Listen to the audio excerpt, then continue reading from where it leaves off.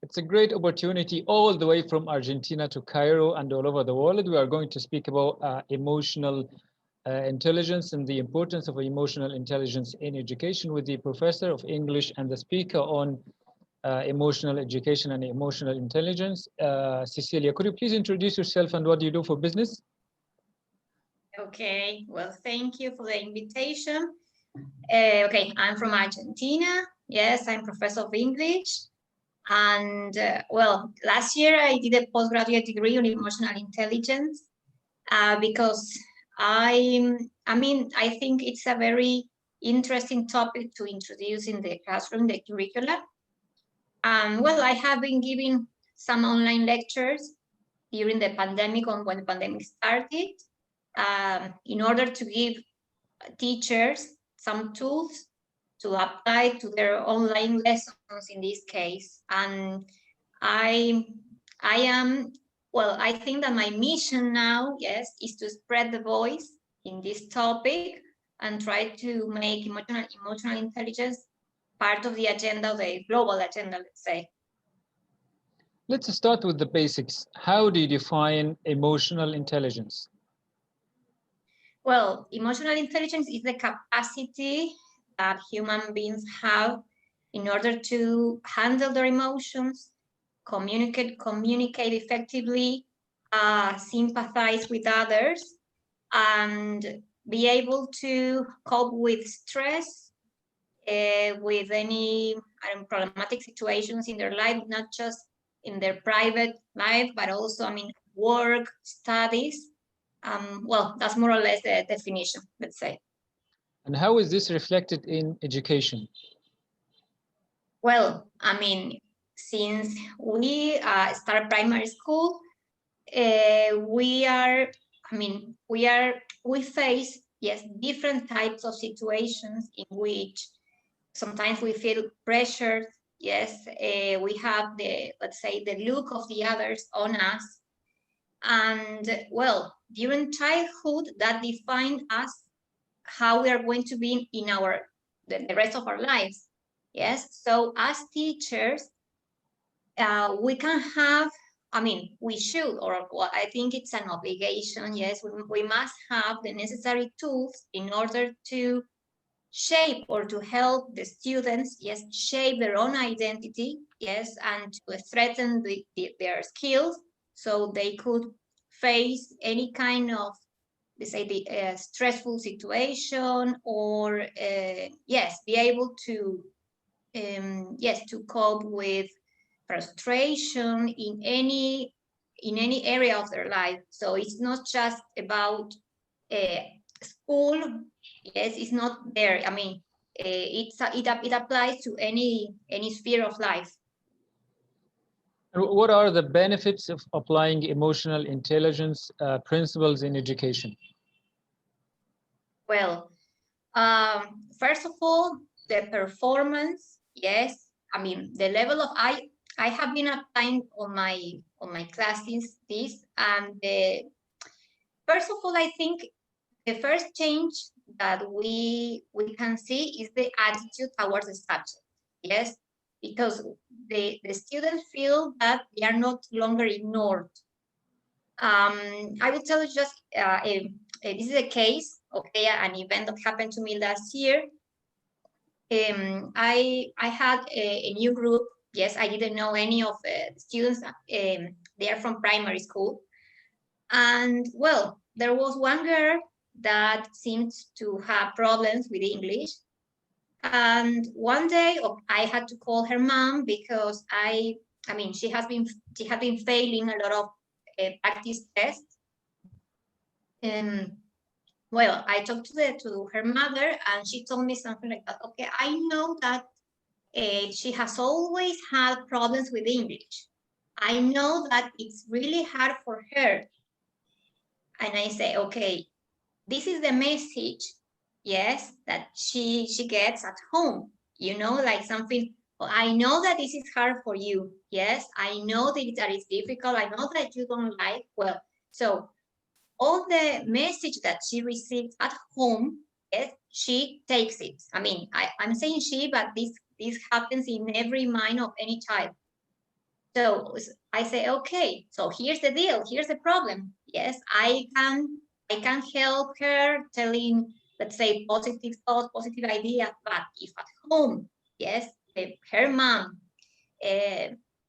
gives her a different, let's say, line of thought, etc. Well, I think that it's useless what I would be able to do. So I talked to her mom, and I explained a little bit about this. I say, okay, well, I will do my part, you will do your part, and we'll see what happens. And then I talked to the girl, and I told her, probably English is very hard for you, and I know that, okay, but I'm here to help you, yes. And well, from that class to the next, her attitude completely changed. She started participating, she started asking me questions. So I couldn't believe, because that was the first, let's say, the first thing that I had done in relation to applying, yes, these tips, let's say, of emotional education to my classes. And from then onwards, yes, she could pass all the practice tests. Of course, it's not just a matter of one class. I needed to, to be close to her, giving her all my support. But I knew that at home, probably the message was a different one. So and also I told her that it's not just about English. Yes, you have to believe in yourself. Yes, if you fail, okay, it doesn't matter. It's part of the process, but you have to keep on believing in yourself. So, well, but I don't remember what was, sorry, the original question, but I believe that we all teachers, at schools, at university, must have the same, the same type of procedure, because if I do one thing and let's say the language teacher or the math teacher does a different thing, well, it will be useless. So yes, so here, the performance can improve, and also this attitude, this change of attitude, they can take this change of attitude and apply it to any different situation. Yes. yeah, great. And how do you train the teachers? Okay, well,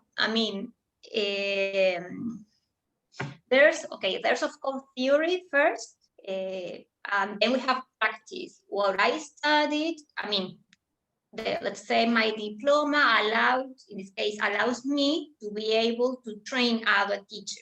Yes, and since it has to do with any human being, because maybe you. I am sure that you must have gone through a difficult situation in which you have to deal with your own pressures, yes, or with pressures at work. So we are talking about situations which are common to any of us. So in that case, it's not very difficult for teachers in this case to understand or to apprehend the knowledge, the information. So there is a theory or theoretical part in which we learn about how the brain works, about the different type of emotions, about let's say, the different processes, or yes, in the brain of a child, then during the teenage years. Okay, and then we go to the practical part, in which there are different kind of games, stories, etc. And it's like planning a class or a lesson. Yes, there's a beginning, an introduction, there's an objective, and there's an end. And maybe if you deal, for example, with let me see, self-esteem, maybe it can take you up to 3 or 4 classes, depending on the group of students, on the number of students too. But it has a purpose. It's not just one class. It has different, it can take you up to different or certain number of classes. And nowadays we are in the middle of COVID-19 pandemic. What is the relationship between emotional intelligence and education and the pandemic? Well, I think that I was talking about this the other day with my colleagues, because we have, I mean, when I say we as educators, yes, have a difficult challenge ahead, because we first, since we have been going through difficult times due to the pandemic, due to the lockdown, yes, not being able to see our relatives, etc., working at home. Well, first we have to deal with our own emotions, yes, to be able to understand the children's or the teenagers' emotions. And it's hard, it's very hard nowadays. But well, I have been witnessing some cases of, I wouldn't say depression, but let's say a deep sadness on my students. They are children, I teach children, and it's very, very complicated to me to be able to do with, let's say, 1 hour or 2 hours a week, to be able to teach them the subject, yes, and forgetting about them as human beings. So I try to mix a bit of everything. That's the only tool that I have within my reach. But this will have consequences that probably we will never be able to see in the long term, because once once these children finish, let's say, high school, they could have this, they could take this trace, this mark, yes, of the pandemic throughout their adult life. We don't know, but that's the challenge, to be able to support them and to be with them along the way, yes, until they finish high school or primary school, and to understand them, as I said before, that first of all, they're human beings dealing with their own processes, dealing with, we don't know what could happen at home, maybe one of their parents lost their jobs.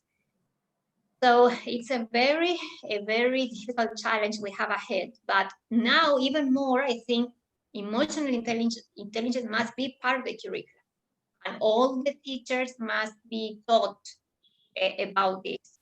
But first, they need to be able to understand what they are going through. So that they will be able to understand children or the students when they tell them, I'm sorry, miss, or whatever, I couldn't do it because I don't feel okay, or I don't feel like studying today, or I'm having some troubles at home. And that's the most important thing nowadays. And how would the classroom books and the curricula change in the light of emotional intelligence? Well, maybe I don't know if it has to do with my subject in particular, but there has been some slight changes, if we can say. I think the teachers are more aware about this, because it's not only about emotional intelligence, but stress, which is a very common word nowadays, affects all of us. And also this thing about meditation and yoga, mindfulness, which is very useful also, and it's a good complement, yes, with emotional education. Well, I think nowadays people are more aware about this. But I think, and also I believe that in some schools, of Europe, of the US, they have, for example, mindfulness is being applied in some of the classrooms, and also meditation. We, at my school, we started working with this, I think 2 or 3 years ago, but like a break, in the middle of the class, okay, just 2 minutes from time to time. But I think that's a great beginning. But I think there's a lot of things to do still. But I believe that now, because of the pandemic, now I think that, or I hope that a lot of let's say directors or principals around the world have acknowledged this reality. Yes, the idea of introducing, of yes, or using emotional intelligence part of the curricula. The books, as regards English, they have some, but not, let's say, explicitly. For example, in one unit, I haven't seen, for example, the topic of self-esteem or fears. Yes, like, let's talk about fears, okay? And all the unit, all the different exercise around this topic. I still haven't seen that, but maybe from time to time, there are certain, you know, reading comprehension exercises with some interesting topics in which you can use them as a tool, maybe as a trigger, okay, to teach or to teach them something about emotional intelligence. So what inspired you to start propagating this this idea? Well, I have, of course, my own story. I was diagnosed with anxiety 6 years ago, and from that moment, I tried a lot of therapies, whatever you can imagine, and I couldn't understand why. I mean, the first question that came to my mind was, why me, you know? But then when I realized the origin of my anxiety, which was my childhood, then I was able to see, wow, so let's say what happened during my childhood influenced me until my adult life, and maybe until the day I die. So it was shocking, but I was able to understand how important, let's say, words are, I mean, coming from parents, from teachers, from peers. And then when I started to feel better, yes, I decided to continue going deeper on the subject. And then, okay, I did what I told you at the beginning. I did the postgraduate degree on emotional intelligence. Then I also did some courses on mindfulness. I have been attending congresses, seminars on neuroeducation, because I believe now that my mission is to be able to give children what I lacked in my childhood, you know, because maybe one word, one phrase, yes, that I got from my teachers left a permanent mark on my self-esteem, and that was probably one of the reasons why I suffered from anxiety. And well, more or less that's it. And now I changed, let's say, the view or the perspective. I was no longer maybe a victim, if we can call it like that. And now I took that pain or that hard time to my favor. And now I am spreading the voice, not about anxiety in this case, but I have been helping also people who suffer from this, but especially children, because, well, as I told you before, during childhood, we shape our identity and our emotions. And what are your main messages through this mission? Well, I would say that it's whatever we can do is within our reach. This is not just an opinion, this is fact. Yes, that the moment we start or we decide to change, yes, it's like we send a message to our own brain, okay, and all the world around us starts changing too. So it's not magic. It's not magic. It's at our hand. Yes, and I believe that with will and with a lot of effort, we can change our own reality anytime we want. And also this can have a positive impact on our health too. I mean, physical health, because a good mental health, yes, equals a good physical health, and it's within our reach.